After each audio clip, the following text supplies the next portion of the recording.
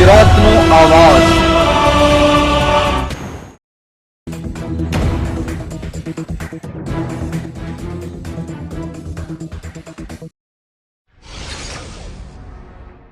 ધોરાજીમાં રામજીભાઈ બાબરિયાનું અવસાન થતા ચક્ષુદાન scheme donation કરવામાં આવ્યું।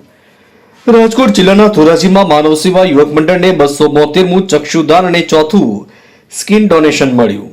5 વ્યક્તિઓને ચામડી નવજીવન આપશે। ધોરાજી બાબરિયા પરિવારના મોભી એવા રામજીભાઈ નરસિંહભાઈ બાબરિયાનું અવસાન થતા ધોરાજી સરકારી હોસ્પિટલ ખાતે રામજીભાઈના પાર્થિવ દેહનું સ્કીન ડોનેશન અને ચક્ષુદાન કરવા આવ્યું હતું। મારું નામ ધર્મેન્દ્ર બાબરિયા છે। આજ રોજ અમારા કાકા રામજીભાઈ નરસિંહભાઈ બાબરિયાનું દુઃખદ અવસાન થતાં અમે લોકહિતાર્થે અમારા રામજી કાકાની સ્કીન ડોનેશન અને આઈ ડોનેશન કર્યું છે। સ્કીન ડોનેશનથી 5 વ્યક્તિઓને નવજીવન મળશે અને 2 આંખોથી 2 લોકોને નવી રોશની મળશે।